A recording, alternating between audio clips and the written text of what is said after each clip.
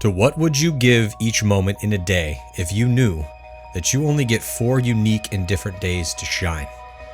It is such an arbitrary number, 4 to be sure. But the parameters are set. You know the day of your execution or of your deliverance. This is a trial by combat. It's a day to define you, a day to test you, a day where all the torturous hours of training come together, where it's you, your gun, your preparation, your teammates, and your tenacity on display, dissected by your enemies, with your skill, your will to win, weighed and measured. It is your chance to prove to the world that in this small slice of place and time, that you above all others are to be remembered, to be respected. In the sport of paintball, it will come down to Sunday, the holy day, where you get to earn your place in the game. And in 2021, you get 4 of these. So this is the story of many moments, but of 1 year of what happens on 4 Sundays. So hard, they have to, they know it, right? Smart bucket paintball. Malice is just saving the day again, and Malice gets the crossfield shot as well. Guys couldn't make the corner like I was as consistent. They get Constantine Fedorov back. They have Todd Martinez as the coach. Randy Smith is intent on building a championship team. I got the chills, and I was like, we're going to win this tournament. Pressure's all on them because they're number 1 team. We're the 20th place team. Level undefeated, the number 1 seed in their division. They have everything to lose, and we have nothing to lose. No one can touch Dynasty here. That was a complete masterclass. You go to bed dreaming you get to play Impact on Sunday and send them home. Then you dream you get to play Houston Heat. Who's the other Titan? Dynasty. There's no better feeling than going up against the big Titans.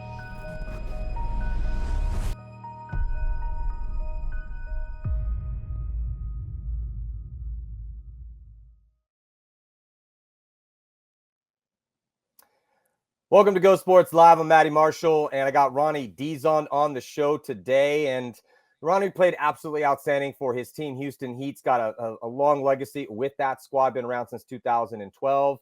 Also, he's got Dizon Docs, his creative thing he's got where he's just diving into all the stories that go on behind the scenes with Houston Heat and his adventure as a pro paintball player. And it was triumphant at the last Call of Duty tournament that we just had last weekend. So, Ronnie, we got a decent amount of stuff to talk about. It's been a good start to 2022 for you.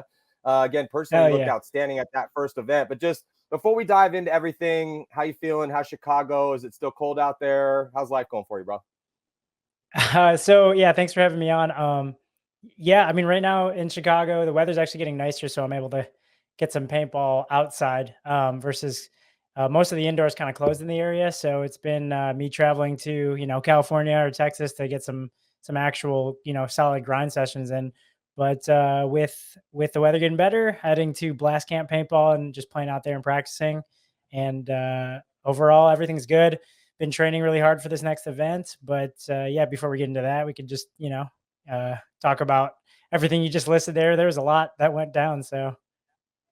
Yeah, we got, kind of a lot going on. Let me touch just base real quick on that, just as I think it is really an interesting facet of the beginning of the season with paintball, is that guys that live in your area of the world, it's very difficult to play unless you get an incredibly warm winter to actually play outdoor paintball. And I know that one of the reasons that over time you've worked yourself into being such a monster gunfighter is that you do play a lot of indoor paintball. And so and the Russians have been this way notoriously for a long time, and the guys from the Northeast, is that when you play those indoor paintball players at the first event, you really don't want to get suckered into like a 20-foot gunshot or a snapshot battle, because that's where they've been thriving. You want to try to, kind of outwork them full field here, teamwork, like actually play some paintball against them, because that's all they've been doing is playing indoor paintball. So how much of that, though, because I know you get your grind on, and that's been a big part of, I was seeing you got updates, and that's what you've been doing there. But how much is that crucial to the training, though, for you coming up the ranks and then trying to preserve your skills as a pro paintball player, being where you're from? Yeah, I mean, so it's a blessing when it comes to the gunfighting, because that's really our strong suit when it comes to that first event. But everything else, the environment, the playing outdoors, that feeling of being, with the wind and all that, like it kind of hindered a lot of the Midwest teams, going into the first event. So it's me personally, like it kind of sucked, honestly. It kind of sucked having to play indoor and then finally playing outdoor. And then usually when we do play outdoor, and I'm thinking specifically when I was on Aftershock, like we would have to play super cold weathers because we wouldn't travel, too far to travel and practice for the first event. So I think as like you said, our strong suit was the gun battling, but everything else other than that, like communication sucked because indoor everything's echoing. Yes. Yeah. Our individual skills were on, but then our teamwork skills were off. So it was just I feel like it kind of sucked.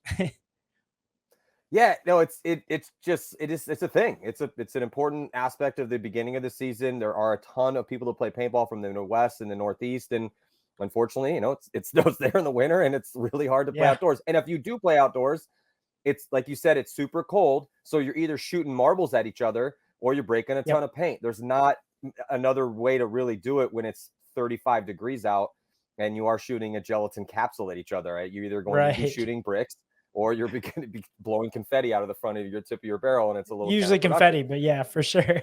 Yeah, exactly. And I've been getting some of these updates from guys be like, "Oh, we brought the snowblower out and plowed routes to the bunkers," and it's just not ideal. So typically speaking, you do see situations where and teams have tried to take advantage of getting out of that. Like, so level took their place, and I do want to get your thoughts on a lot of the league and a lot of the stuff that's transpired here to start things off in the 2022 NXL season.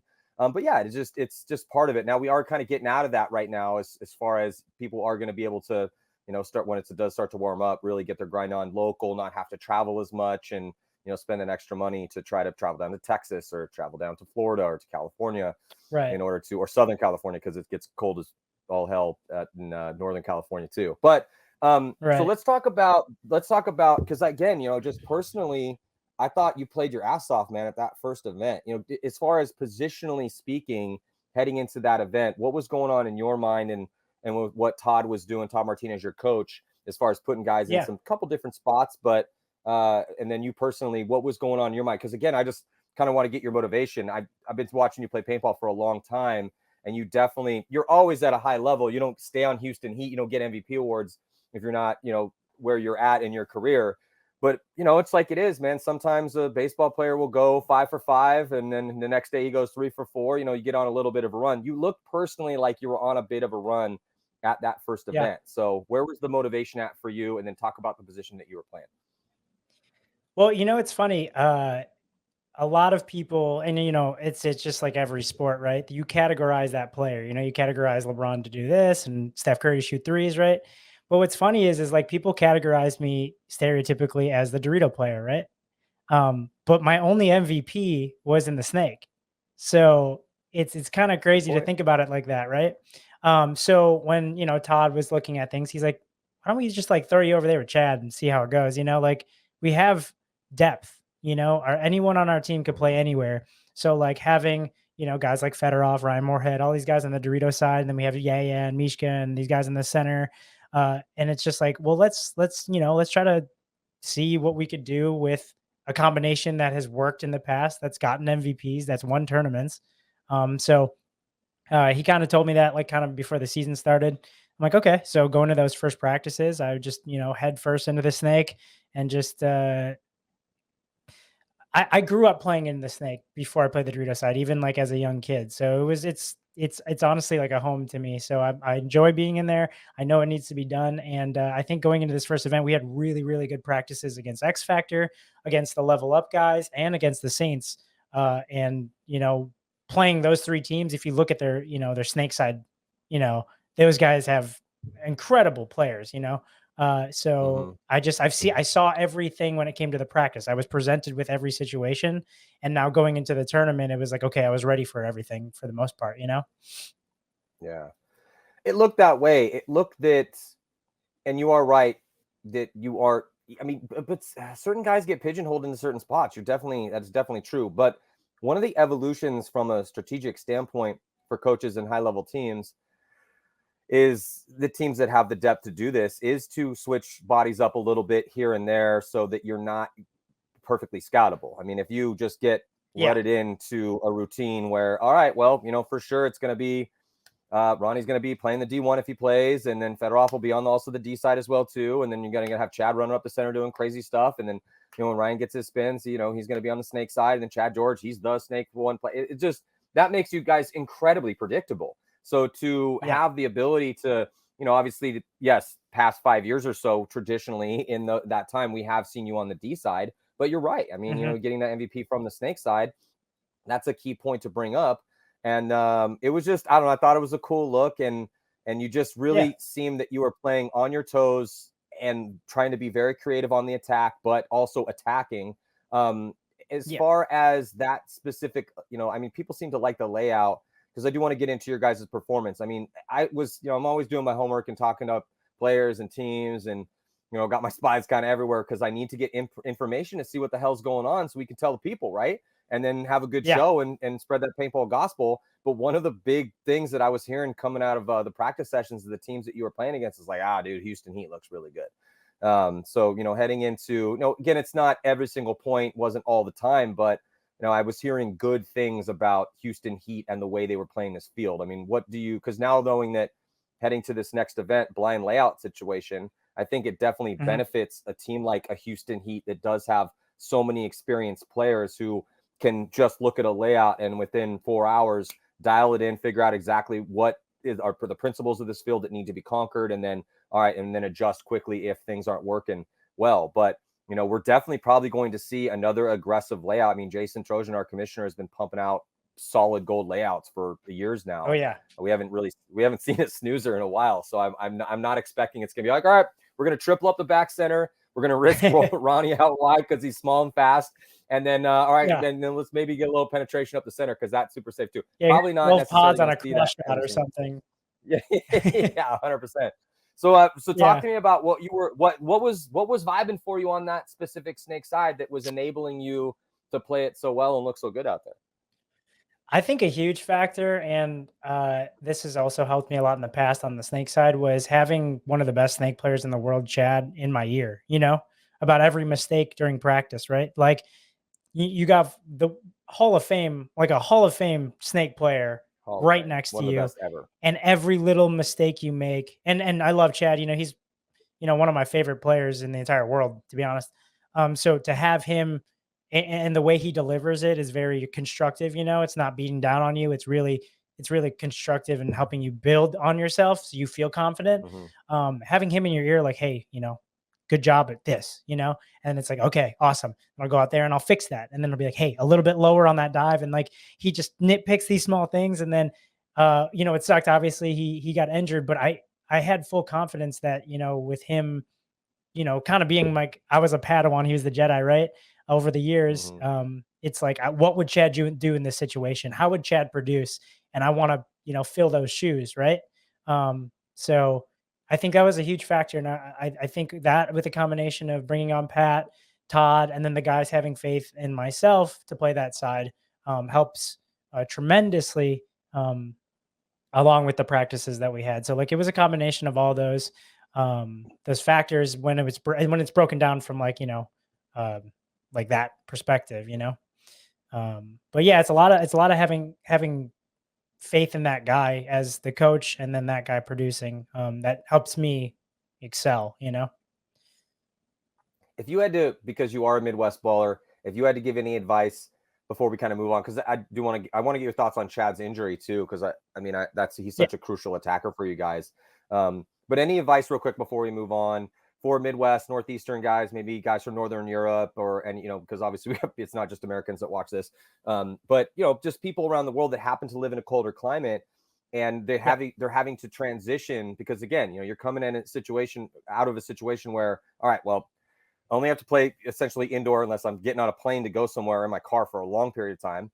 And then, my gunfights feel dialed, but everything else is going to be a little bit rusty, because we haven't really, again, I was going to bring this up before you said it, but anyone that's, if you're blessed to never have to play indoor paintball, and I'm so happy that indoors exist, they definitely are a fundamental training aid for anyone that lives where it snows.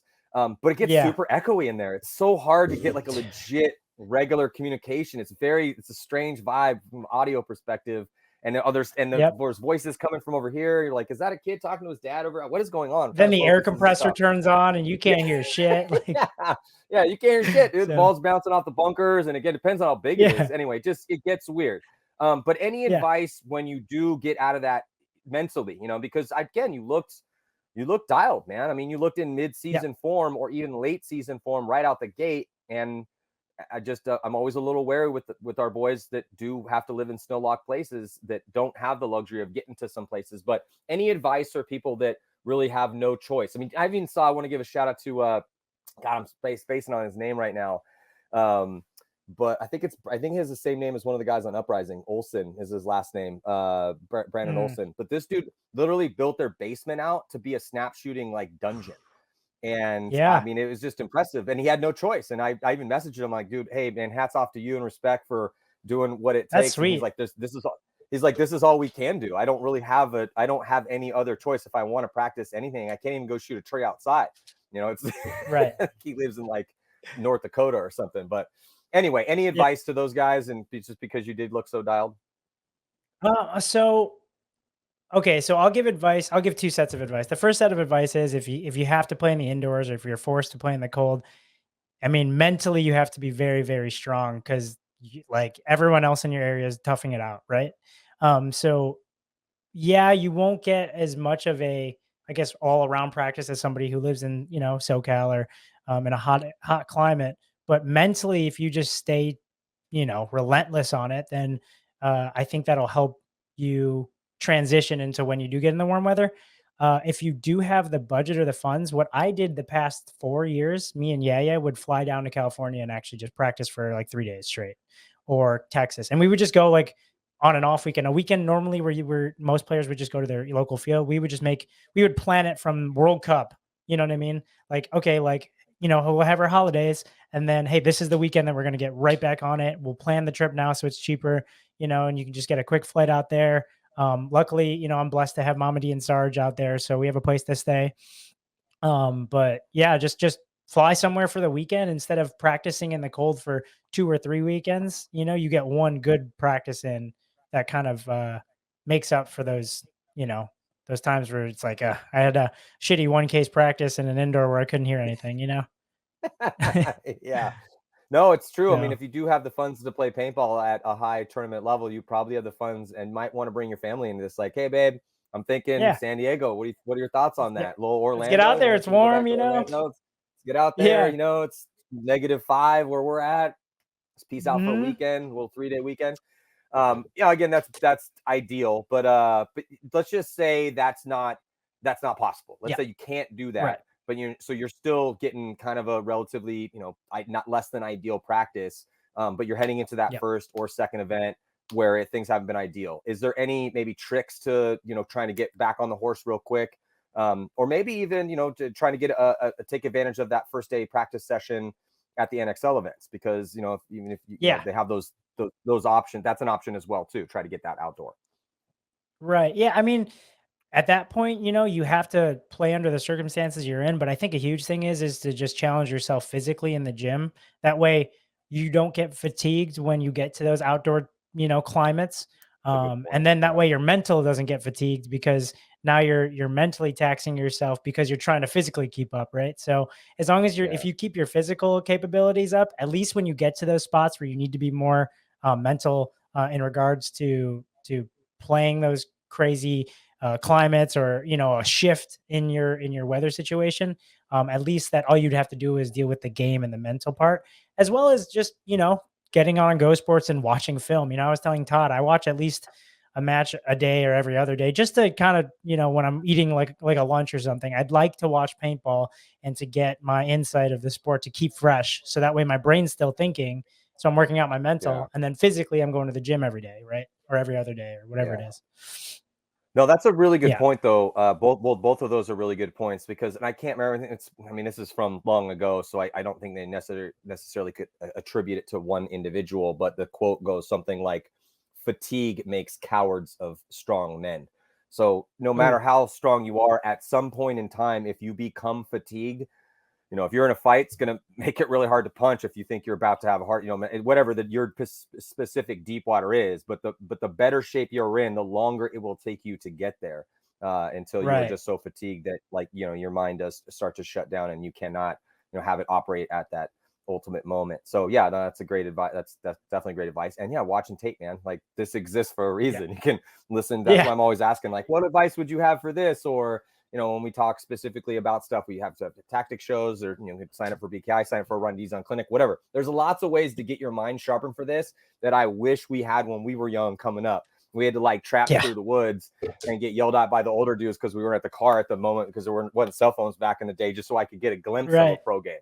Now you can just log online and watch countless hours of it with close-ups and slow-mos and people talking about it. Yeah. So yeah, for sure. Okay. The availability of information. The availability of information right now is absolutely insane. They're like, I saw this YouTube channel, I think his name's SVP Paintball, and he's doing a great job. He's putting out like these guides of like everything a front player needs to know. And like he breaks it down with Ghost Sports footage, with my footage, with all these other people's footage. And like the fact that you could just look that up on the internet and then you're comparing it to what we used to have, like, dude, I would have like a 10-minute video in like 360p of like Dynasty versus Infamous or something, and that's what I had to watch when I was a kid to try to get some info. So now it's like you have 4K cameras in your pocket of people playing paintball. You know what I mean? So yeah, and years of it, just dozens of events just at your fingertips to go back in the library and check out instances and moments. But that's what's so fascinating though, is that I think that watching the tape, if we could maybe just talk about this real quick, it's so competitive out there right now. So currently you guys are sitting at 6th place. You did lose to Aftermath in the quarterfinals. What a crazy game. I mean, 8-7 was that score. But it was a situation where after, and you guys beat the brakes off Aftermath, off of Aftermath in the prelims. That was a 6-0 shutout, just nasty, just beat down that you put on Aftermath, where they looked they didn't scratch their heads. They had no idea what was happening out there. But then, so when we were talking about that game, it's like, well, he did, treat them like little stepbrothers yesterday. So, I mean, this could be bad today for Aftermath if they don't turn it around. And then sure enough, they come out and almost mercy rule you guys. And then you guys turn it into a crazy shootout. And it was one of the most entertaining games that we had the entire weekend. It was an absolutely nasty game. But the reason why I'm bringing that up is that, that's a team that's getting a lot better. Legendary name, but some of those guys have not been to the top of the pinnacle yet. Few have on that squad. Thomas Kim helped the Ironman win, but some of those DMG guys have not yet really kind of made it to the Paintball Everest yet. Whereas you guys have won World Cup twice, and Houston Heat has been one of the top teams since the inception of the squad back in 2012. Damage is sitting at 7th, Legion's at 8th, Infamous is down at 9th. Revo's sitting below top 10 right now at 11th, even though they had a little, decent rebuild going on, pretty big rebuild. But my point is, it is getting hyper competitive. I believe you could attribute part of that to the fact that knowledge is so much easier to gain than it was 10, 15 years ago. Hell, than it even was 5 years ago, just because of the diversity of the offerings from creatives like yourself, where people can dive into the mental, the physical, strategic, tactical, everything that you possibly need in order to, body language, how you hold your gun, all the different things. But what does differentiate it is that mental ability to process variables, that, the timing. That will always be the difference between the elites and everybody else. You are in that category, though, having won an MVP and being an elite player, playing on an elite team. You get paid to do this. You guys are cream of the crop. But in your words, kind of talk to me a little bit about how competitive it has gotten, and then want to dive into, because you guys lost to Thunder. I want to dive into your guys' performance. You guys lost to Thunder to start things out, picked it right back up, beat ML Kings with a huge. You actually had 3 mercy roll wins right after you lost to Thunder. It definitely woke up the sleeping giant in your guys' brains for sure. Yeah. But before we dive into the performance from you guys at the last event, do talk to me a little bit about your opinion on how competitive things are getting at the high end here for paintball in this stage. Yeah, I think you brought up a lot of good points of, you named some very heavy hitter teams that aren't in the, top 5, if you want to call it. But I think the tides are shifting, and I want to say a huge thing about Aftermath. Those guys practiced a lot, and they practice a lot, and Mike really works those guys. So I think that's the hardest thing to do during a tournament, is to beat a team twice, especially after you just, mercy with them, because that team is going to go back pissed off. They're going to make their adjustments, and then they find out they play us again, right? If that was us and it was the opposite, we would be so focused going into that next game, right? Where, I don't care what anybody says, regardless if we think, okay, we'll be ready for that next day. Like, we don't have as much of a chip as they do because they just got their asses beat, you know?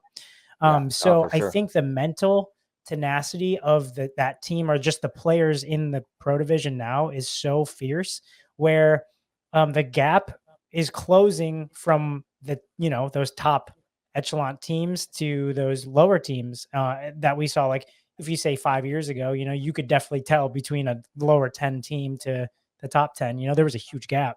But now I think it's really, really, really getting closer and closer.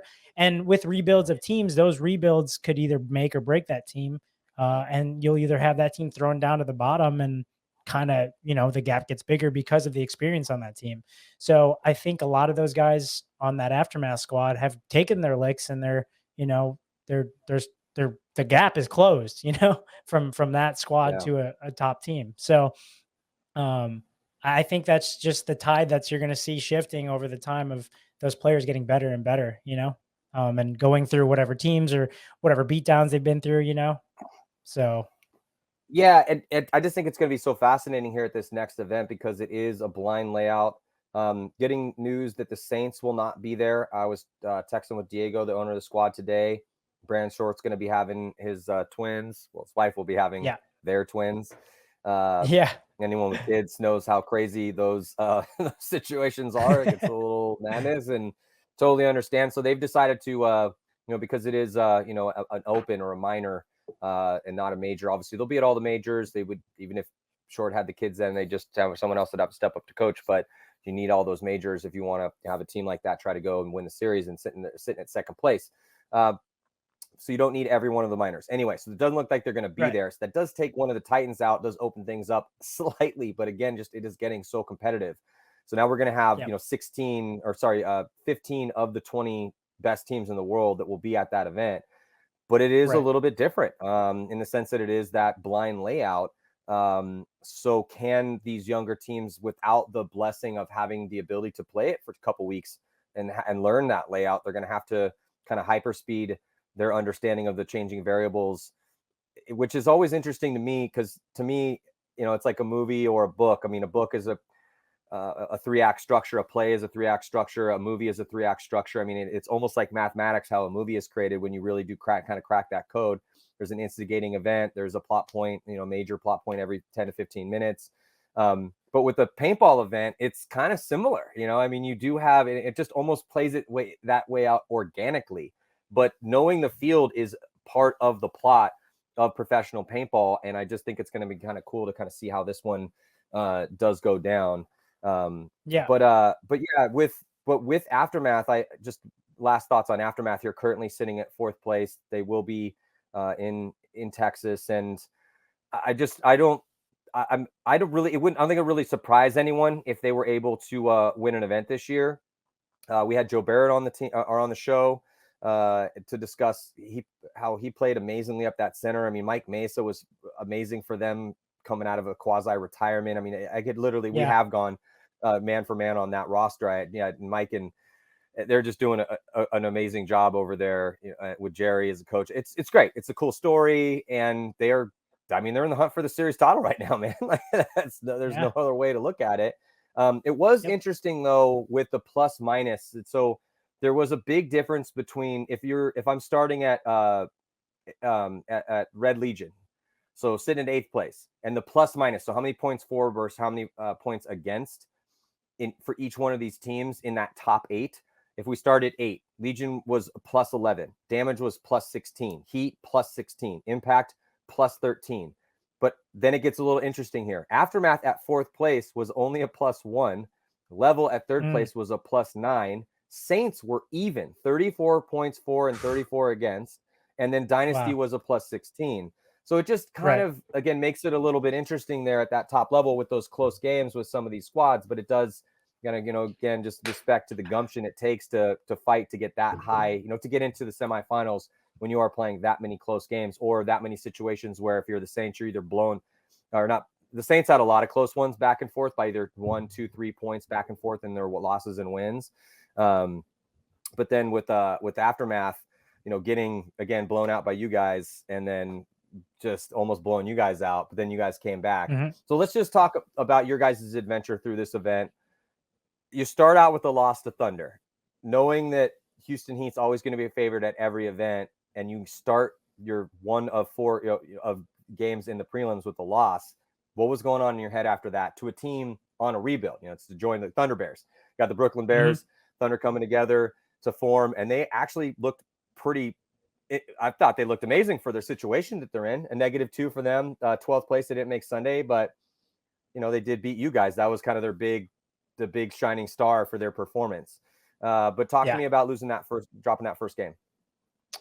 I mean, they I don't want to say like it was a very close game, right? So, they just wanted it more, right? Like it was a 1-point game, right?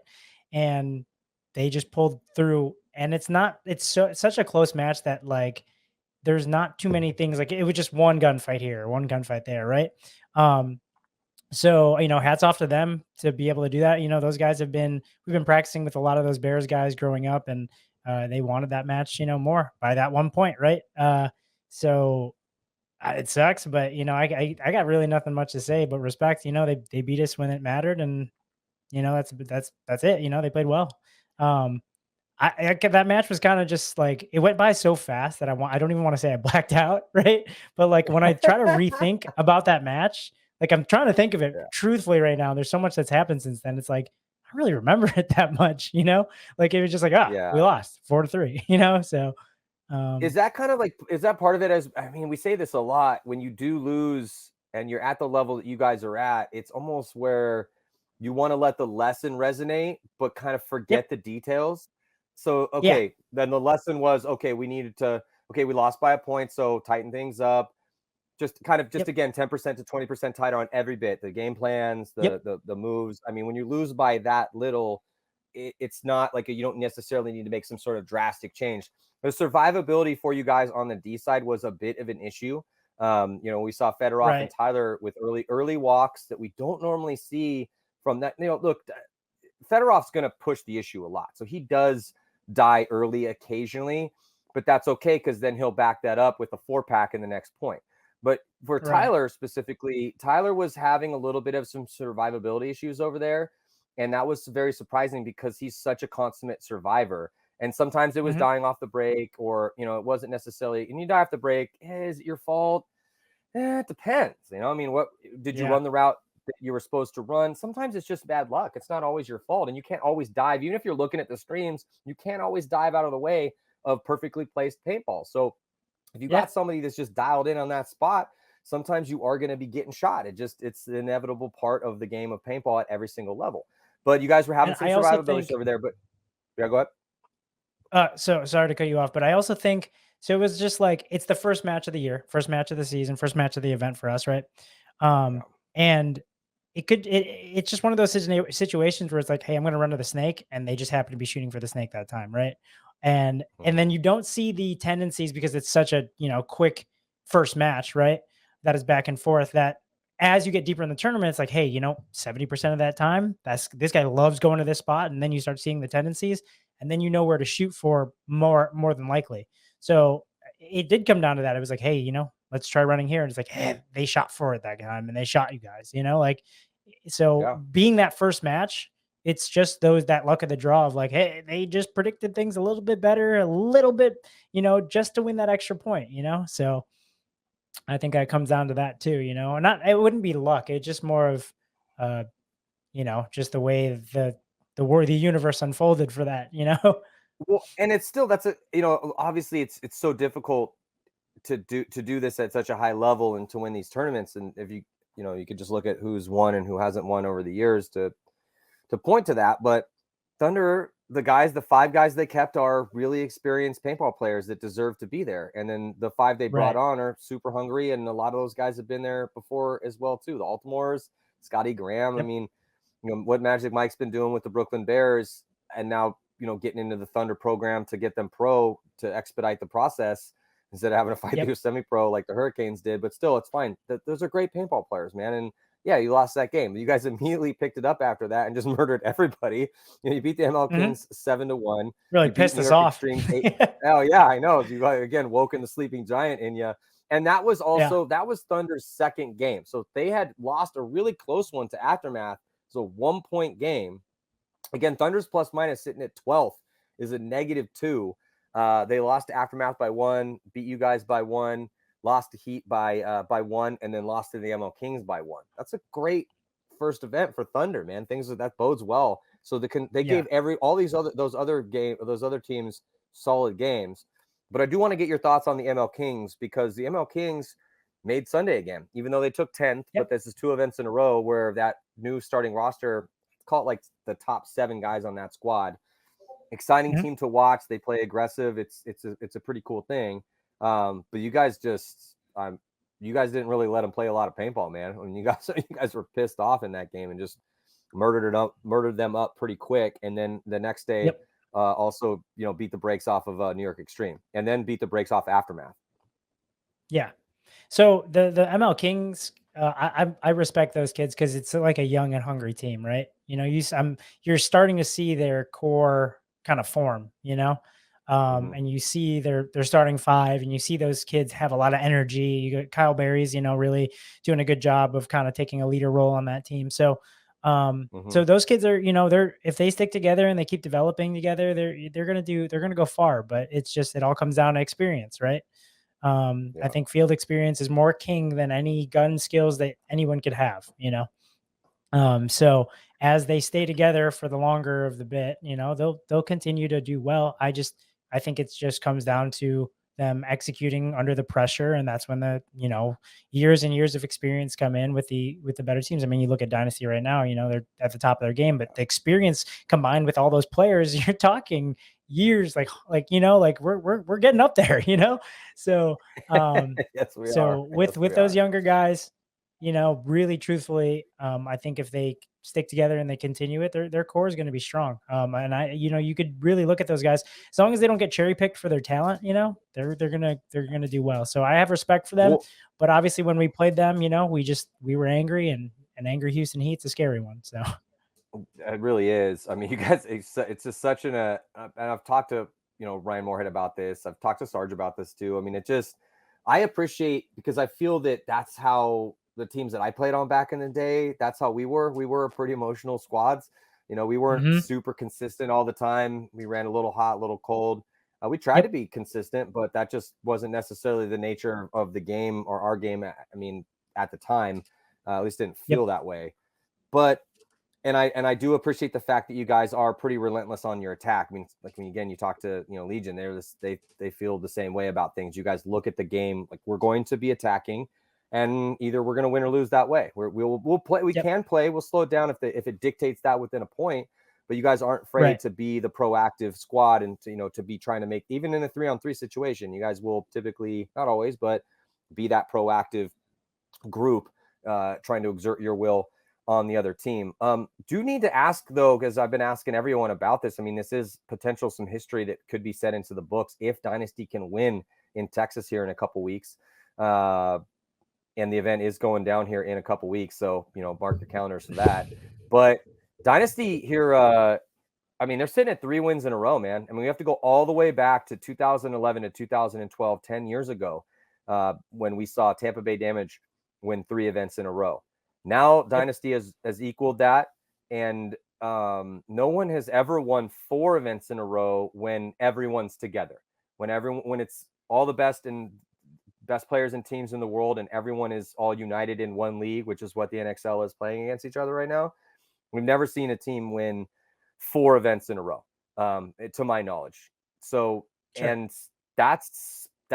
And I was talking to Alex about this, and we had Ryan on the show because he won the MVP at the last event, Ryan Greenspan, that I don't think that there should be, with the Saints now pulling out because of they had actually I think one of the Gallego brothers had a car accident as well too. So the combo of Gallego's car accident, and thoughts go out to him and his family. I haven't heard how well he's doing. Diego didn't respond to me about that.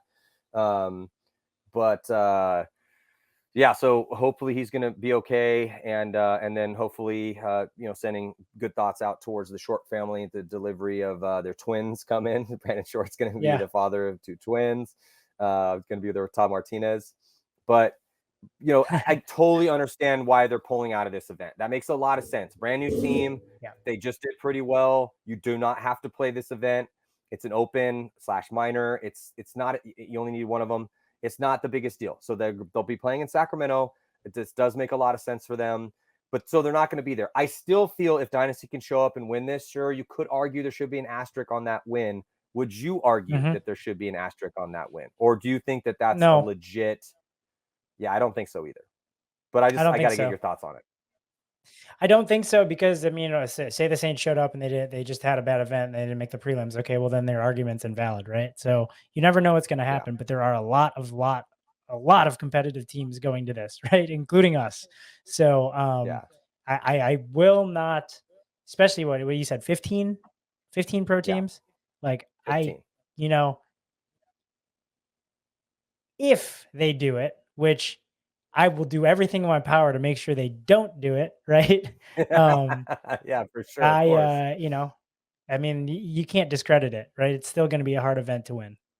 It's probably going to be, very hard, because people want to play more paintball and everyone's hungry from the last event. So.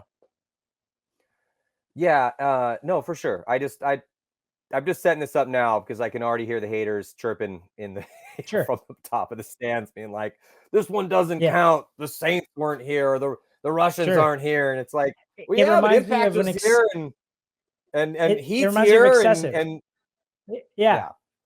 It's like when Excessive went to Europe, and then they won some events, and then you know how it goes. They said, "Oh, Dynasty wasn't there," and then they came back and they beat Dynasty. So, it's like when y'all back in the day did that.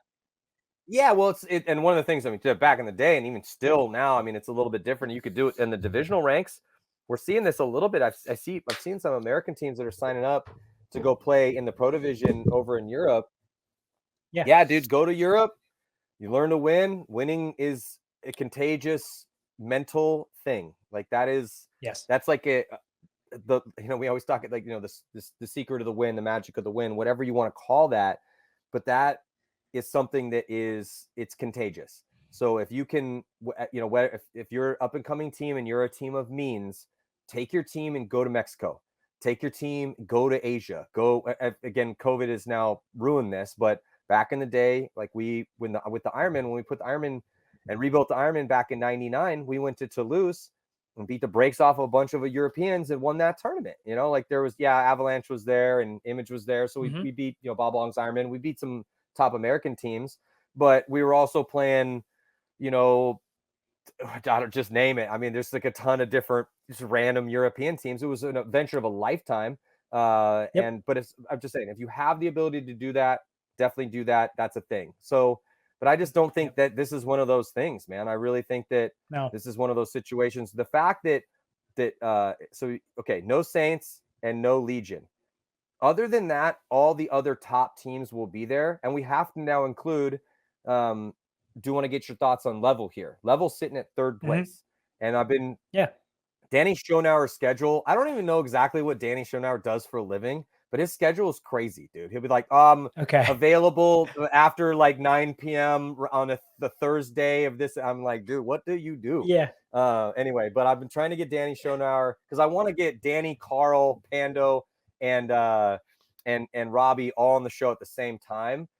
Just have a good old grand level, and I don't, out of respect, I don't want to bring Carl on before I bring Danny on because that would be kind of a dick move. It's like, oh, Carl Markowski comes back, Midwest legend, and I'm buddies with him. He used to sleep on my couch back in the day, and I'd be buying him California Brios when he didn't have any money. And since we're homies, and be like, oh, Carl, what's up, dude? Oh yeah, welcome back to the fold. I got to give Danny some respect. Anyway, so I mean, I'd understand. I see where you're coming from with it. Yeah, I'm just like, dude, I got it. It's like we have to do. The people need to know what's going on, man. So, but I just would like to get a big old huge level show. It'd be tight. And then Robbie was in a wedding out here in San Diego. I was like, yo, dude, you want to play some golf or something? He's like, oh man, I got a +1 out here. I got this whole wedding craziness I'm dealing with. Like this is like a wedding San Diego trip. And I'm like, let's go see the San Diego buddies paintball trip. But your thoughts on Columbus Level sitting at third place right now. And you're a Midwesterner too. So I mean, you got to have maybe a little bit of a soft spot for these guys. based on their journey? I mean, you have a crazy journey through this world, this paintball world as well too, and they're just getting theirs started, and it's like really looking kind of Right. cool. I mean, ever since they came into the league, they show that they deserve to be in the pro division. There's been pro teams that have come up and then got kicked back down, right? So they've earned their licks. But they've also we practice them a lot. Like we practiced them before World Cup. We practiced them before this event. They bought us pizza. It was great. And I mean, to be honest, like I really like the guys on that team. They're they don't they're not like argumentative when it comes to practice. They just show up, they do the work. They say, we're going to be here from this time to this time. We show up and we just grind. And, I think come tournament time when they need to lock in, they lock in, it was actually, as much as it sucked when we lost, I was walking out and Level was getting ready for their game. And I heard Robbie go, why not us? And I thought about it too, in a different biased perspective from being on Houston Heat of like, yeah, why not them? Like it could be anyone, but like the fact that they're putting in the work and they're in the position to be there and now they're in third, like they put in the work. They do as much, if not more than a lot of the teams in the pro division. So they earned my respect. It's crazy. Like when we do practice them and hang out with those guys, they're all so like chill and super cool, So like I never Yeah, really super see the chill. yes, like I don't see the like the like the dynamics of like some other teams when it comes to being aggressive, like an aggressive, angry, like they're just like, yo, how's it going? How you doing? Good to see you.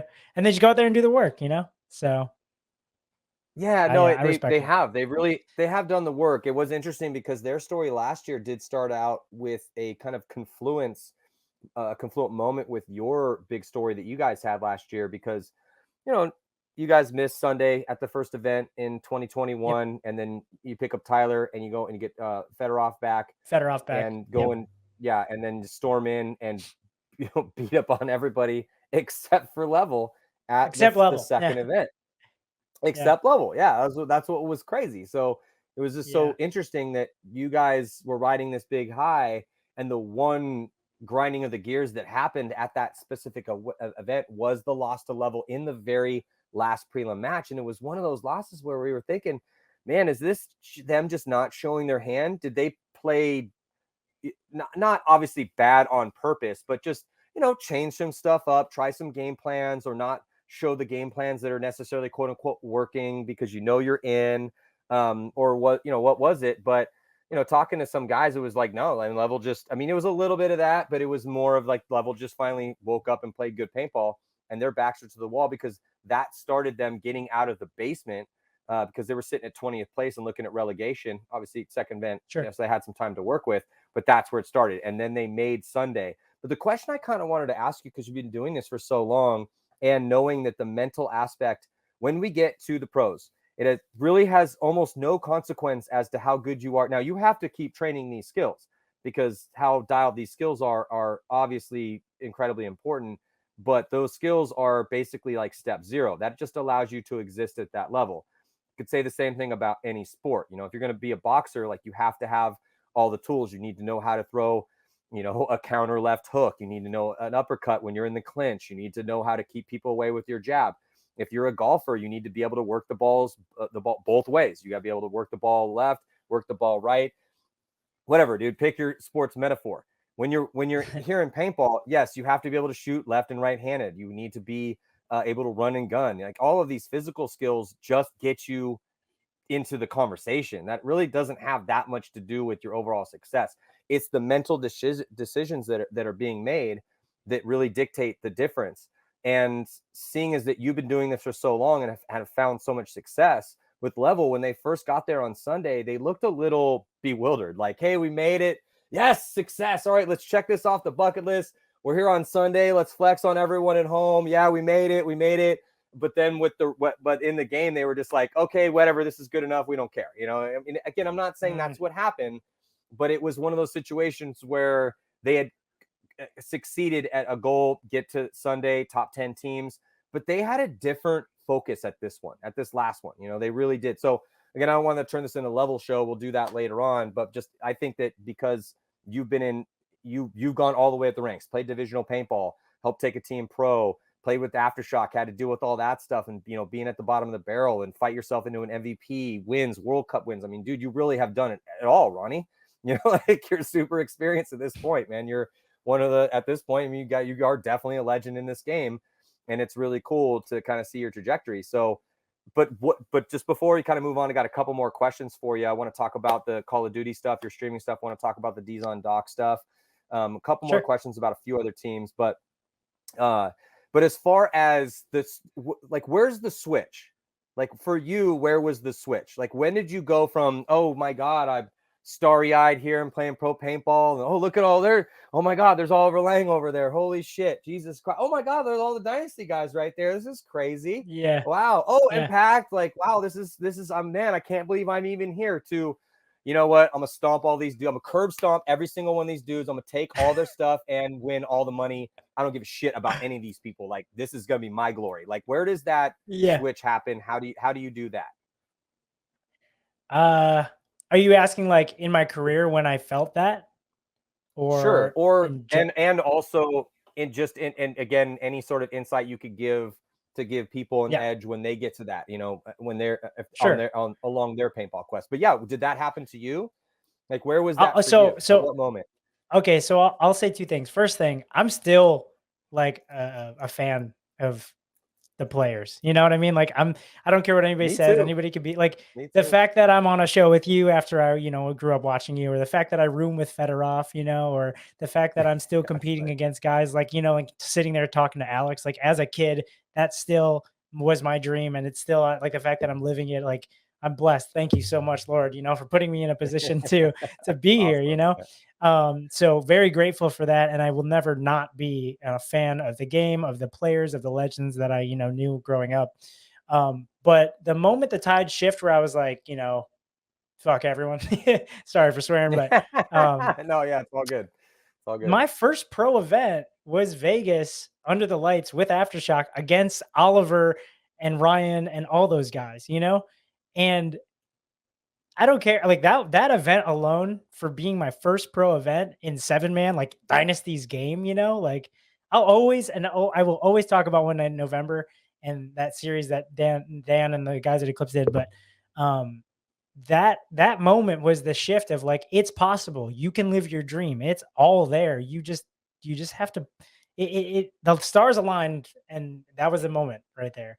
And I was looking at those guys as not the people I looked up to, but the people that I had to beat to live my dream, So for any kids out there, for anybody inspiring, it's all possible. It's just, you have a lot of hurdles to jump through and leaps and bounds. Right. So for the guys, like a team like Level, it's like, if you're celebrating that you made Sunday, that's awesome, but let's go. That's not enough. Right. The enough is never ending, because it's about the process of continuing this, No, I think that's a good point. And I think that those two mindsets can coexist. I've always been a fan of the game. I love what paintball is. I think, and that's why I didn't I do my job. I find it a really compelling thing. Yeah, no, I still to this day, I find it super compelling. And the people that play it are very interesting. And then how it's actually played through its so many different ways and formats throughout the years, and that's a captivating thing. But I think that those two things can coexist, because that whole cliche or statement of grind until your idols become your rivals, I think that is a powerful statement. And so once your idols, but once your idols become your rivals, like they can still be your idols. You can show up and drink a beer with someone and give a ton of respect to them when you're not in competition.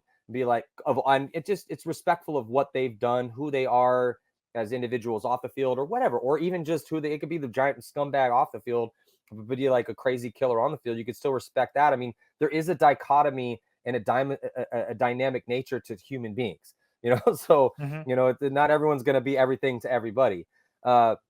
But at the same time that you can respect that, you can also respect the competitive demon that lives in your soul that demands to be recognized and that deserves to be recognized because of all the work that you put in and the innate talent that you were given by the blessings of God or Allah or the Tao or, the multiverse or the simulation architects or whoever it is that you would like to point to, or your parents or fate or whatever. But all of those different things did kind of send the river of the cosmos to create you and just you with your special talents to bring something to the world. So to have confidence in that is, and that is not mutually exclusive to having respect for these people that you're about to go do battle with in anything in the world. Again, no matter what your competitive specific thing is, your outlet is. And I think that actually it can give power to your own direction by giving respect to the people that did it before, because by giving respect, like respect comes from knowledge of a situation. You respect them because you know what they did and you know how they did it. And that gives then you knowledge to try to either do a similar thing or better, or to beat them. Again, if your idols do become your rivals, so I think I think that all can exist in the same place, man. It's like, it's I agree.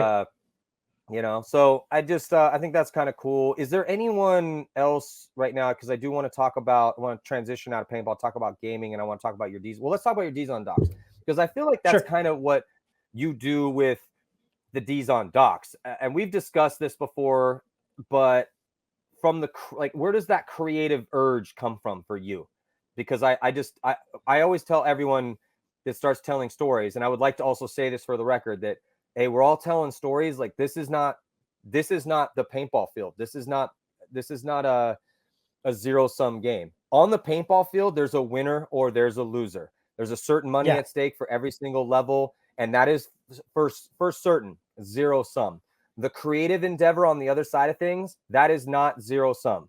That is not, if somebody watches my show, they're not going to watch Ronnie Dizon's content.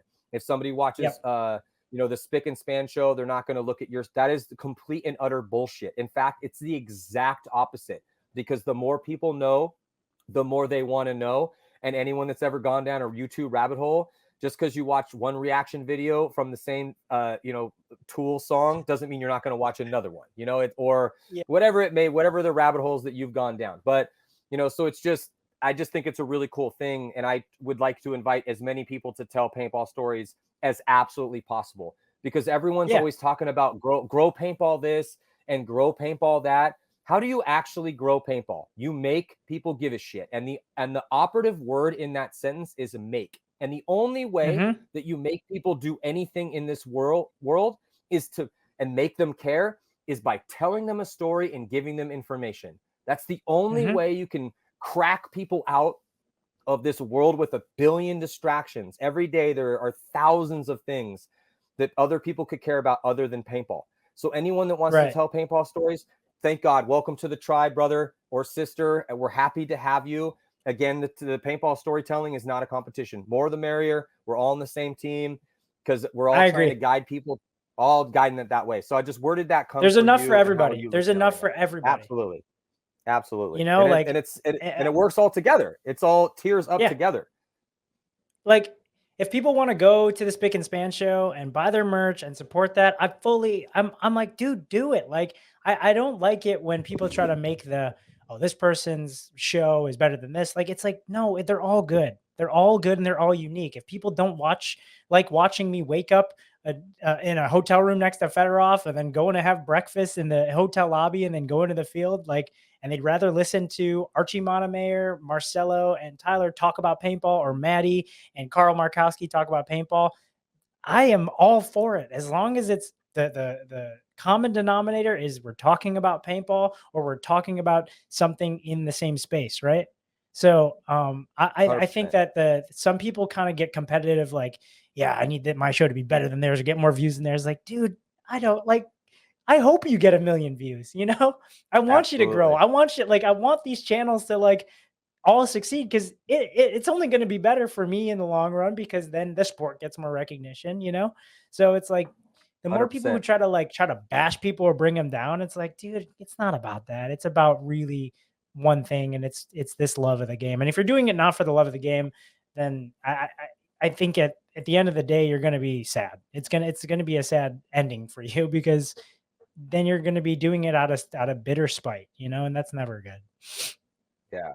No, I agree. And I don't think that I don't really see, to be honest, and there's not really necessarily, at least with like, the spick and span or like Marcelo and Tyler, Yeah. what they're doing, what you're doing. I honestly, that's all a good vibe. I just want to send a shout out to everyone that's new in this space that's coming in here. Yeah. Try to keep the most positive vibe possible because again, man, Absolutely. like none of us are fighting against each other. Like Marcelo and No. Tyler are not like, how do we crush Ronnie? And like that's Yeah. not at all what's happening. They're like, let's get Ronnie on.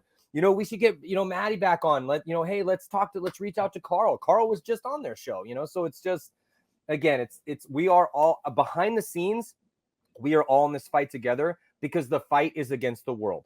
That's what the fight, not against, but it's with the world. And the fight is, hey, this is super fascinating. We think you should care about this. Hey, check out what Ronnie's doing because that's an insight into one of the greatest teams that's ever existed. Hey, listen to Marcelo and Tyler, such a fascinating dynamic they have now because Tyler's on Heat and blah, blah, blah, blah. And so it's all fascinating. And again, I invite everyone, I really am looking forward to, and I want to send this challenge.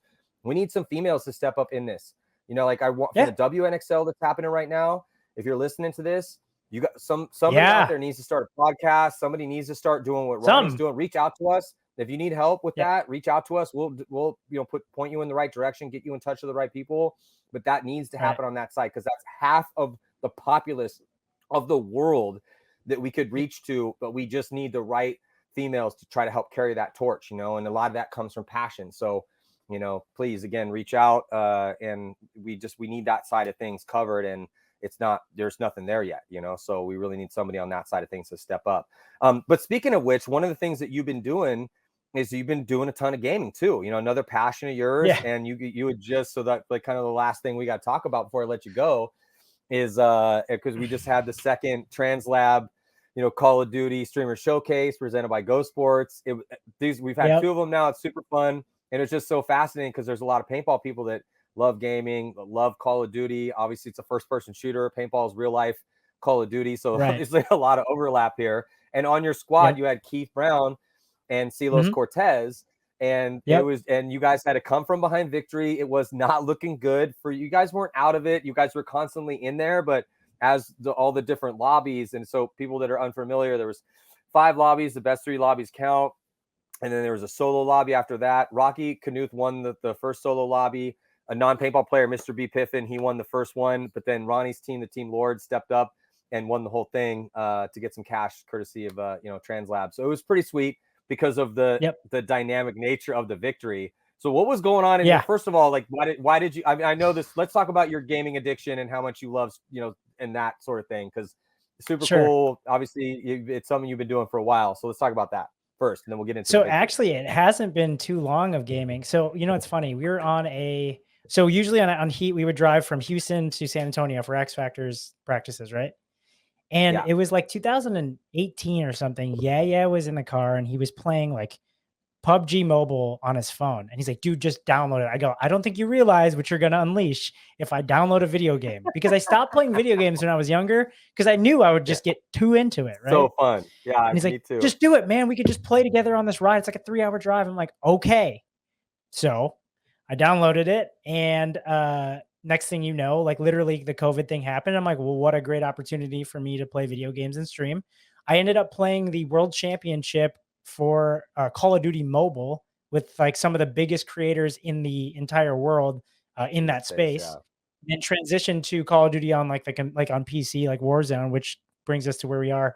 But what's nice about it is, and I kind of compared it to waking up on that Sunday morning and playing with your boys at the paintball field, but you can do that every night, so like hopping on and just hopping into like a chat with all your boys, that you wouldn't necessarily get to see, and going into a lobby and just terrorizing the lobby with your boys, so it kind of brings that same thing, but you could recreate that feeling every night, so by doing that, and then, obviously getting into the tournament scene, the competitiveness kicks in, and now it's like, yeah, we should definitely do this. We get to play together with our boys and actually like play for something. So the fact that Tranzlabs and Go Sports put on that show was just like incredible. But yeah, it definitely wasn't looking good. Like I didn't even know the position we were in. No. Well, it was so Um, when it started out, and I don't have it written down, but I just going off the top of my head from what I remember in that specific moment, it was that we had the Knuths again kind of running shop. Kaya Knuth was yeah. in first place with her team. So that's Rocky's daughter. She's a streamer. And Yep. and she didn't do all that well in the first one that we had, but she really stepped up in this one with her crew. Again, it's a teams of 3. And yeah, she looked really good. Rocky was up in there as well. A couple other squads were in the mix, and you guys were kind of always hanging in there. But I felt that every time, so I got, how these things work from behind the scenes is I have a producer in my ear who works with us on the paintball gig as well too. Joe, he's our replay guy, but his main gig is that he does like Call of Duty championships. I mean, he's gone for a long Yeah. period of time. He works with like the Shout best out of the to best Joe. over there. So yeah, Joe's the master, Shivy. So we brought him in to kind of help do this with obviously the Iceman, Darren Sesenya, our main producer on Go Sports, who's like, the rock behind the scenes. But I love it. It's great. But so he's in my ear, and so he's always like, all right, we're here's what we're going, here's what's happening, giving me information so I can tell the people and kind of quarterback the show with our other co-hosts. And he'd be like, all right, let's check in with Ronnie. So, or we got Ronnie coming up next. And I'd be like, oh, let's go to Team Lords right now. Ronnie Dizon, we're going to jump in with them. And then we cut in with you, and you guys would be in a horrible situation. It would be like, somebody's in the gulag, you're dead, you're down, getting revived. It was like, it just started out like terrible. And I just kept remembering like, oh my God, this is not going well. But then things just kept, you guys just fought through it and fought through it and fought through it. And then slowly but surely through the 5 lobbies, really started picking it up and then stole it in the last lobby in the last moment. It was really cool. So that first lobby, so like how for the people at home, like how it works is every kill you get a point, and then for the placement 1 through 5, you would get placement points. So the first lobby we got third with like 16 kills, and then Rakaya's team got 16 kills as well, but they got second, so they were higher than us. So going into those next few lobbies, it was just like, okay, like we just play more consistent. And from a perspective of watching, kills. It's like exactly. From a perspective, you guys were like grinding it out, dude. Like bad spots. It would be the paintball equivalent. Not every time. I mean, sometimes we check in with you, would be totally normal. But it was like the paintball equivalent of like winning a game where you're getting penalties, you're starting down 3 on 5. It was just like it was that type of situation. Sorry, I didn't mean to interrupt. Oh, that's a good way to put it. I just wanted to kind of set the stage for people's minds here because it was really. I didn't think you guys were gonna do it, but you did. It was super fun to watch. It was like, we're gonna cut to Ronnie. Okay, yeah, there we go. We got another camera. I had to switch cameras, so you might see the things on there. But I'm here. It's you have no card, but you are there. Yeah, you're good to go. It's okay. We're good. We're getting to the end of it anyway, but we got it. It's just, again, it was such a cool victory that we got to talk about it before. I can't let you go without talking about this win, because we have more of these coming up. You guys are going to have to come back and defend, and just sending a shout out to any of the other Call of Duty gamers out there that play some paintball. If you guys think you're good at this and girls think you're good at this, then hit us up, man. We'll try to get you in there, but come with a pretty strong KD ratio, because even though, I mean, I think we cut it off at 6 combined for the 3 on this last one. I don't know what we're going to be rocking with for the next one. Oh, it was an 8. It was that KD was 8. Was it 8 for this one? Yeah. Okay. It was 8. Okay. Well, initial talks were going to be 6, so I guess it ended up being an 8. But I don't know what's going to be at this one. But again, that being said, and it looked like, was it Keith's KD ratio that was pretty nasty? Keith was like a little bit of a for you guys. His was like almost a 3, and then between Ceelos and I, so like we play every night together. We grind every night together. So our KDs, like they're pretty high. If you look at like our last 7 days KDs, like probably all 3 of us, our KDs are like 3s each for like that's weekly. Really but like overall, it's like, we all started out, like Ceelos and I started out pretty casual. Keith's always been a gamer. So when you transition to the more competitive thing, it's like, okay, as long as you keep above this, like you're getting your kills. And I think that's what attributed to like staying in the fight was the fact that we just kept getting kills. We may have not won the games, but we would just rack up kills, And I kind of date back to when Shredder and I played that tournament for Jesse Lions. Same thing. We didn't really win too many games, but we got so many kills that it was just like, if it's about the points for kills, then, like we'll get those. Well, it's, a premium is put on placement with that 12 points for a first place, but the way that you guys were just so proficient in those engagements to get enough kills to be on Johnny on the spot, reviving each other, winning gulag battles. I mean, you guys were, getting back and being competitive and getting deep. So yeah, you weren't Right. necessarily placing out until the end, but you were getting tons of kills, being relevant, and out of 19 teams taking a 6, or I can't remember what it is off the top of my head, but you were hanging in there. Yep. You were Yep. always in the mix. So it was, or playing on Caldera. I mean, what do you think about that map? Because a lot of people weren't necessarily digging that map as much. I don't know if we're going to continue to Caldera. It does create a certain amount of dramatic elements from watching it, though, just with what teams and players have to do with the elevation. Sometimes you're fighting over elevation. Sometimes you're fighting in different areas, building to building. It just depends on where on the map we are.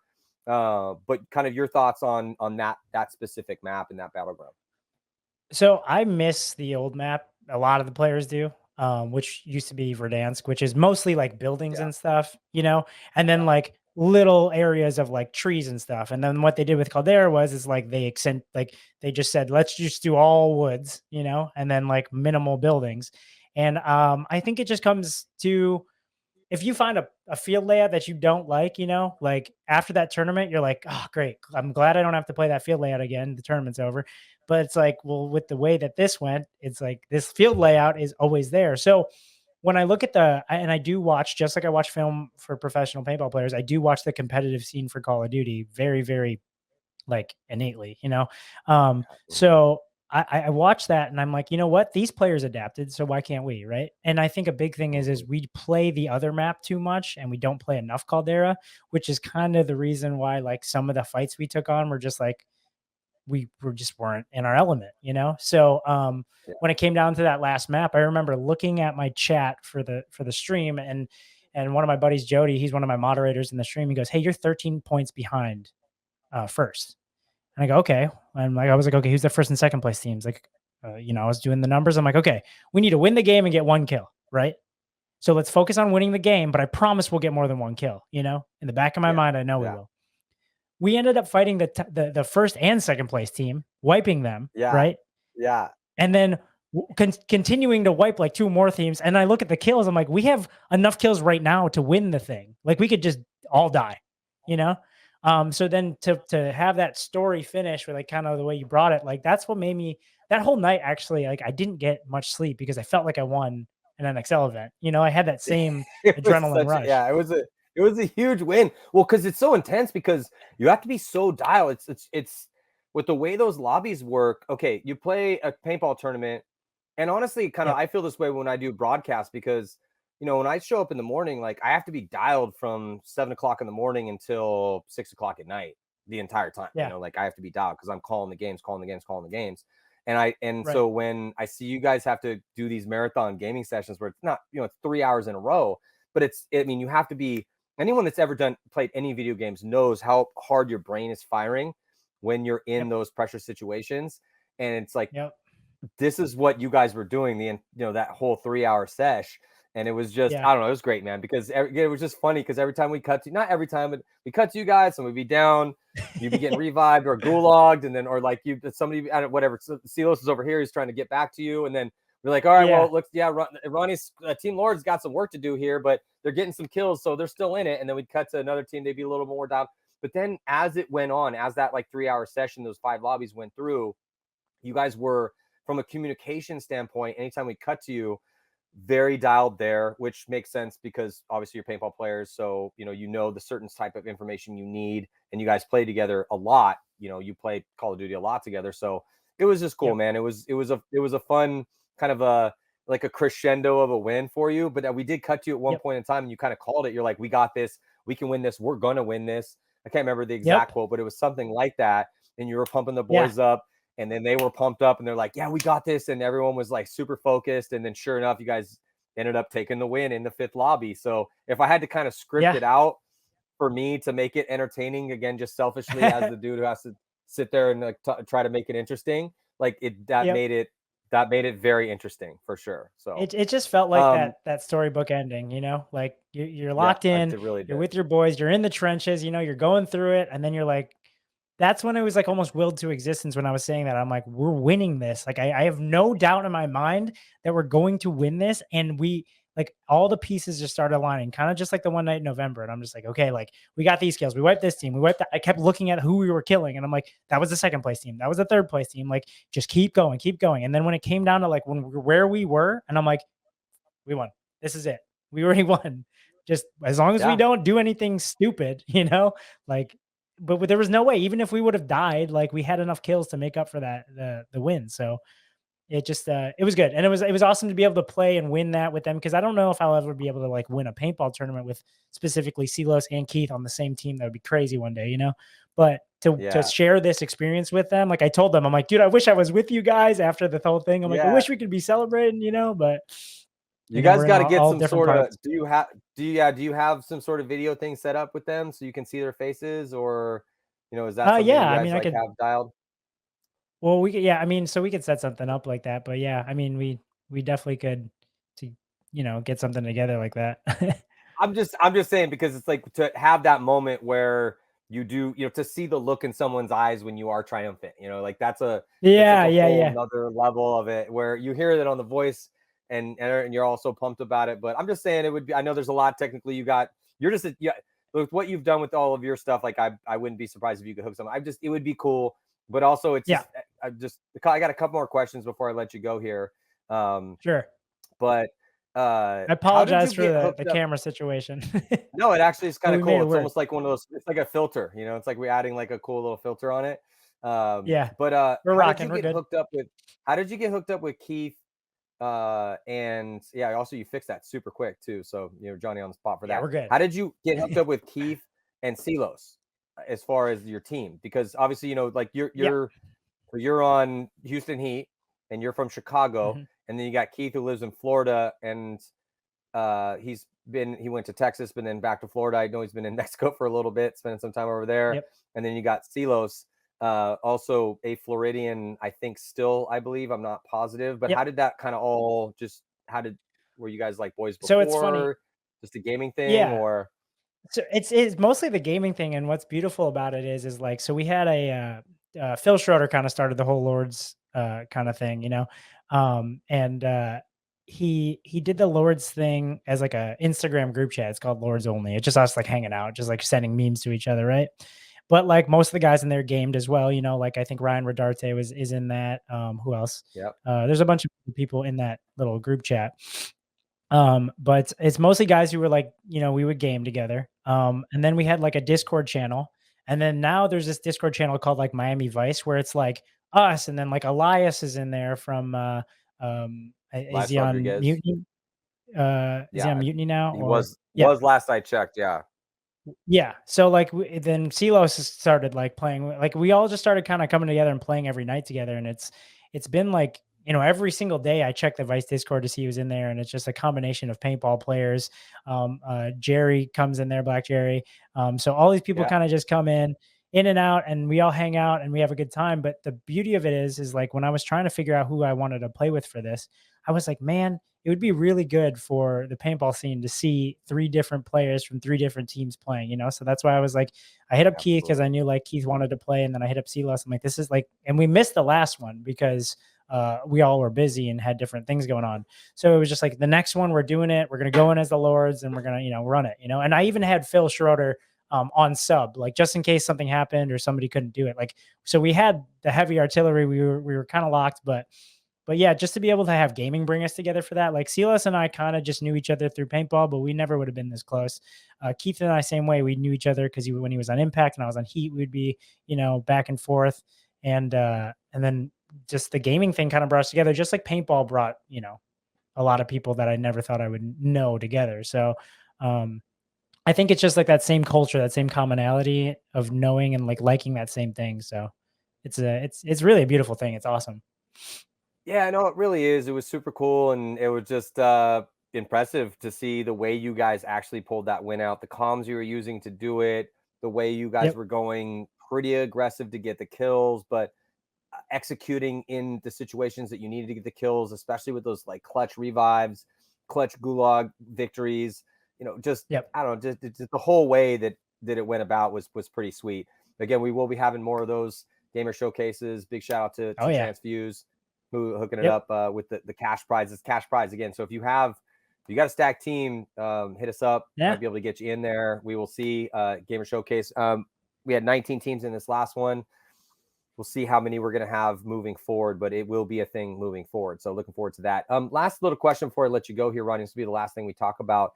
What do you got coming up with Dizon Docs here? How you been working? Obviously, COVID weird. Things were getting crazy as far as, you were traveling all over the world and documenting that so nicely. And I thought it was a great insight into to life of a pro paintball player and also the lives of other pro paintball players, because you were bringing these other personalities in too. I thought it was a great part of the communication ecosystem that has been evolving here. So what do you got? What's coming up? What are you working on right now? So like right now I'm just catching up on the practices leading up to the Sunshine Open. So like this next one that I'm actually finishing up after this is like our second day of X Factor practice. And then like going into that, after that, we're going to be practicing the like level up guys and the Saints. So the difficult part is like catching up, but also like I don't want to upload those during like tournament prep, because then people get too much insight before we go into the tournament, right? So it's just kind of delaying those past the tournament and then releasing them at a more timely manner. The hardest thing is releasing them on a timely like schedule because of how much stuff we like. That's not my main thing, but it's definitely a thing I love to do, so it's just getting that consistency. But like lately I've been working with videographers like Rye Guy, like Dylan filmed it, and DQ Films, if you know DQ is. I've been I'm getting DQ out. I'm going to get DQ out for this next event. So it's going to be, I'm going to have some good documenting and good ways that I can kind of like, it's gotten to the point where it's like, I'm going to let the videographer take the reins in terms of like getting the film and getting a good edit out there for just the gameplay, but I'm going to tell the story from my perspective, so getting teaming up with all these videographers in the area. I even teamed up with All In Media. So like getting these guys involved and helping them either get exposure through my vlogs or just working with them as an equal, getting them on the map to tell the story. It really helps me. It's a lot of burden off my chest having to sit there and go, all right, I got to sit here and edit, 4-6 hours worth of paintball footage, when I need to be focusing on winning the tournament or the next tournament, So yeah, next up is just continuing that story up until the Sunshine event. Yeah, no, I think that's great. We had some awesome dudes down there working with us at Go Sports. We've been working with some of those guys, Ryan and Dylan, and a bunch of different dudes. And this emerging crop, and I do want to start getting some of these guys here on some of these shows. I mean, they've been out there a little bit, but I think that it is really, truly fascinating what these guys are doing, because from a creative perspective, they're taking it upon themselves to go out and building their own following by posting, some of it's highlight stuff, some of it's story based, a mixture of both. And some of them are working with companies, some of them aren't. But I think that emergence of these proactive creatives is so positive for the sport, because they love it so much. They really do come at it from a place of, and that even again goes to some of these other guys that are, doing things that are, like Iconic and, all the different guys that have been kind of doing it. Will Ball for Soup, Let's Talk Paintball, like all those guys, they're coming at it from that social media standpoint to kind of get the stories out there. And then you have these other guys that are showing up, getting shot on the sidelines, loving the game. And a lot of those guys also, they're players too. So, but it is just, I think it's a very healthy ecosystem that is evolving from the creator standpoint. But yeah, man, if I was you, why not just let those, it's like a paintball team, dude. Like you can't play the snake and the D side at the same time, but so if you want to, let those guys do what they do best, slip them a little coin while you can grow your channel by, doing the things you do and just focusing on that sort of stuff. It's just great, man. I think it's awesome. And I just love all the stuff that you've been putting out there, because it is, again, nobody just wakes up in the morning and gives a shit about pro paintball or anything to do with this sport or anything in the world. You have to be made to care. And the only way that anyone cares about anything is when somebody's like, hey, I got a really captivating story to tell you, or you can show them some sort of spectacle that will fascinate them. But spectacle will only get you so far. You know, if you show somebody Yes. getting shot by like a beautiful slide into a bunker or some amazingly lit and shot, you know, run through or something, or a guy getting shot to pieces, whatever, like any part of the spectacle of the game. But that's not really Right. going to keep people around. You know, spectacle does not keep people around. You don't watch baseball because dudes hit 550-foot jacks. Like, that's not why you're not like continuing to watch that. Like, maybe with the exception of some sort of NASCAR and you're hoping for a crash, but even there, now the diversity of media has gone down and they tell all these captivating stories of those teams. So yeah, maybe a small percentage of people that watch car racing are in it to watch the crashes, but that's not how the human brain works really ultimately. Is for long-term attention. So anyway, I just love what you're doing, man. A ton of respect. Thank you so much for being a leading light in this industry. Just any sort of last thoughts or anyone you want to thank before we sign off? Obviously you guys are getting ready here to practice for this next event. What do you got going on right now leading into this Texas event? So like I kind of changed up my training regimen. I've been having Chad George behind the scenes kind of, you know, take the reins because he is like a certified trainer. So he's been remotely training me and I've been just staying on that. I've been working with the Blast Camp guys, the semi-pro team, getting them prepped because they're going to be in the semi-pro division. So I'm actually heading out there tomorrow to do like a good private session with them to get everything dialed in, as well as my own shot, you know. But yeah, I mean, I want to thank you for having me on. You know, I really appreciate what you do for the sport as well. You know, I think a lot of people take it for granted sometimes, and it's you do a lot of hard work and you're up there for a lot of hours. So, you know, really appreciate what you and the guys at Go Sports do. It's really awesome. Seriously. I want to thank Mama D and Sarge for putting me in positions to exceed and being able to support me, as well as my own parents and my girlfriend and my sister to, you know, support me throughout my paintball journeys. But I do want to say something to the people out there is, if you have something you want to do, it's time to suffocate that bullshit, as Gary Vee would say, and just go do it. You know, like, that's really it. I don't really have too much more to plug, but I just want people to be inspired to create and play the sport and live their dream, you know? So yeah. Absolutely. Ronnie, again, thank you so much. Congratulations on the pretty decent early start for you personally for the season. I know obviously 6th place, not enough for you and the boys. So I know you guys will be coming for that first place at this next event, but you did get the first place at the Call of Duty Championship. So, you know, mad respect to that. Hopefully we'll see you guys at the next one. And again, just love everything you've been doing. You are a leading light in this industry and we love you so much. So best of luck in your continued adventures. Thank you guys so much for joining us. Go check out 4 Sundays. Watch all the battles that went down last year to get you guys set up for the 2022 season. Dynasty could set history in this books. We're a couple weeks away from heading to watching them potentially win 4 events in a row. I'm sure the top teams are going to try to squash that bit of history as Ronnie is shaking his head viciously. But that is what is at stake. So definitely going to want to tune in for that. We will be having more Call of Duty events coming at you here at Go Sports. And again, all we're trying to do is just bring you guys the best paintball content we possibly can. We do need your support for that. So thank you guys so much for that support. Try to keep it moving for this season. All right. We'll see you guys next time. Take care. Peace.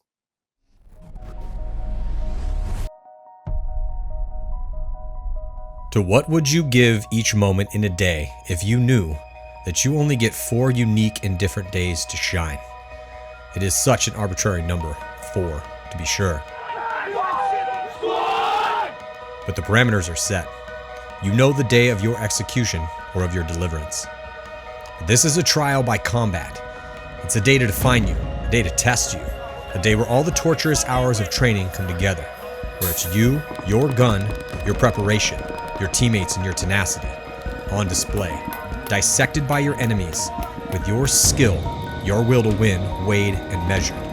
It is your chance to prove to the world that in this small slice of place and time, that you above all others are to be remembered, to be respected. In the sport of paintball, it will come down to Sunday, the holy day, where you get to earn your place in the game.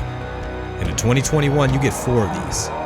So this is the story of many moments, but of 1 year of what happens on 4 Sundays. Hard, they have to, they know it, right? Smart fucking paintball. Malice is just saving the day again, and Malice gets the crossfield shot as well. Guys couldn't make the corner like I was as consistent. They get Konstantin Fedorov back. They have Todd Martinez as the coach. Randy Smith is intent on building a championship team. I got the chills and I was like, we're going to win this tournament. Pressure's all on them because they're number one team. We're the 20th place team. Level undefeated, the #1 seed in their division. They have everything to lose, and we have nothing to lose. No one can touch Dynasty here. That was a complete masterclass.